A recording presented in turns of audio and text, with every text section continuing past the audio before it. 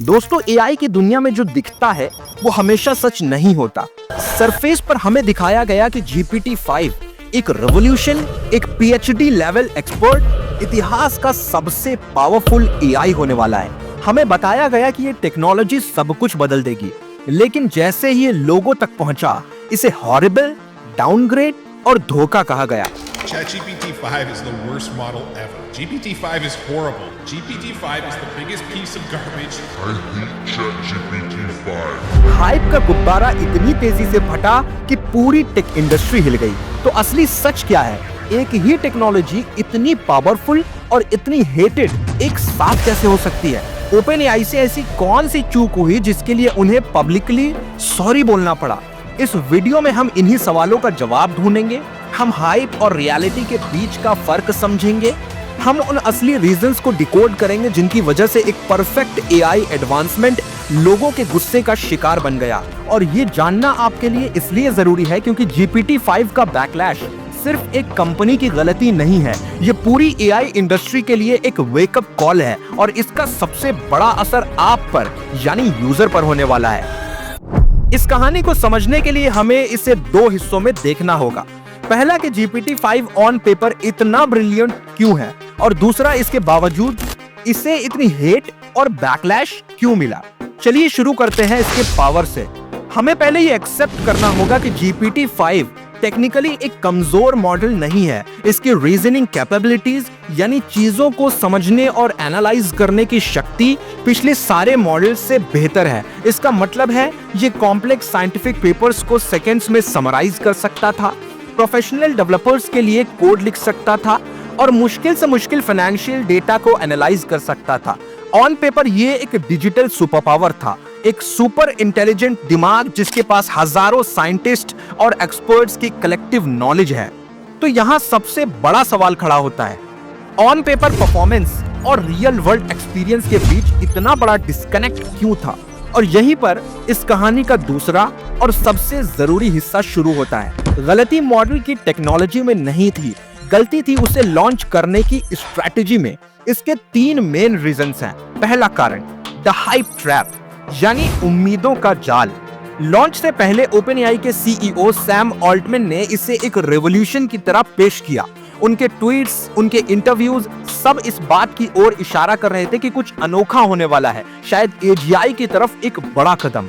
जब आप उम्मीदों का इतना बड़ा पहाड़ खड़ा कर देते हैं तो एक छोटी सी कमी भी लोगों को एक बड़ी नाकामयाबी लगती है। उन्होंने ऐसे प्रोजेक्ट किया जैसे वो इंसानियत के लिए कुछ बिल्कुल नया ढूंढ कर लाए हैं। लेकिन जब यूजर्स ने इसे इस्तेमाल किया तो उन्हें कोई नई खोज नहीं बल्कि वही पुरानी चीज एक बेहतर पैकेजिंग में मिली, और ये डिसअपॉइंटमेंट नफरत का पहला कारण बना। दूसरा और शायद सबसे बड़ा कारण, यूजर एक्सपीरियंस का डिजास्टर। आप इसे ऐसे समझिए, आप रोज एक ही रास्ते से ऑफिस जाते हैं, आपको हर मोड़, हर सिग्नल, हर गड्ढा पता है, आपका एक रिदम बन चुका है। अब इमेजिन कीजिए एक दिन सरकार अचानक उस रोड को बंद कर दे और आपको एक नए, अनजान और टूटे फूटे रास्ते पर जाने के लिए मजबूर कर दे। आपका पूरा रिदम बिगड़ जाएगा। यही OpenAI ने अपने यूजर्स के साथ किया। उनका पुराना, रिलायबल और ट्रस्टेड मॉडल GPT-4 जिसे लोग पसंद करते थे, जिसे वो अपना दोस्त और असिस्टेंट समझते थे, उसे अचानक बिना किसी वार्निंग के हटा दिया गया और उसकी जगह एक नया स्लो और रोबोटिक फील वाला मॉडल थोप दिया गया। ये सिर्फ एक टूल हटाना नहीं था, ये लोगों के काम करने के पूरे सिस्टम पर एक हमला था। और तीसरा कारण, जिसके बारे में कम लोग ही बात कर रहे हैं, द मनी एंगल। इस लॉन्च से यूजर्स को एक साफ मैसेज गया कि अब OpenAI शायद एक प्योर रिसर्च कंपनी से ज्यादा एक रेवेन्यू फोकस्ड कंपनी बन रही है। बड़े बड़े फ्लैशी इवेंट्स, यूजर्स के पसंदीदा मॉडल्स को जबरदस्ती रिटायर करना, इन सब से लोगों को लगा कि कंपनी को अब उनके एक्सपीरियंस से ज्यादा अपने नए प्रोडक्ट को बेचने की जल्दी है। ट्रस्ट यानी विश्वास की कमी ने इस गुस्से को और ज्यादा भड़का दिया। जब गुस्से की ये आग सोशल मीडिया पर फैली तो OpenAI और सैम ऑल्टमैन ने रियलाइज किया कि उनसे बहुत बड़ी गलती हो गई है, और उन्होंने जो किया वो टेक इंडस्ट्री में कम ही देखने को मिलता है। उन्होंने पब्लिकली माफी मांगी। सैम ऑल्टमैन ने कहा कि वो समझ नहीं पाए थे कि लोग AI मॉडल से एक इमोशनल रिश्ता भी बना लेते हैं, और फिर उन्होंने एक के बाद एक कई कदम उठाए। उन्होंने अपने यूजर्स की आवाज सुनी, पहला, उन्होंने GPT-4 को पेड सब्सक्राइबर्स के लिए वापस लाया। दूसरा, उन्होंने एक मॉडल पिकर दिया ताकि कंट्रोल यूजर्स के हाथ में ही रहे। तीसरा, उन्होंने मैसेज लिमिट्स बढ़ा दी। और चौथा, उन्होंने वादा किया कि वो GPT-5 की पर्सनालिटी को कम रोबोटिक और ज्यादा वार्म बनाएंगे। ये उनकी तरफ से एक साफ सिग्नल था कि हमने गलती की और हम उसे सुधार रहे हैं। तो इस पूरी कहानी से हमें क्या सीखने को मिलता है, इसका फाइनल वर्डिक्ट क्या है? वर्डिक्ट ये है कि GPT-5 टेक्निकली फेल नहीं हुआ, वो एक अलग और ज्यादा जरूरी टेस्ट में फेल हुआ। और इससे AI इंडस्ट्री का सबसे बड़ा लेसन सामने आता है जो आने वाले कल को डिफाइन करेगा।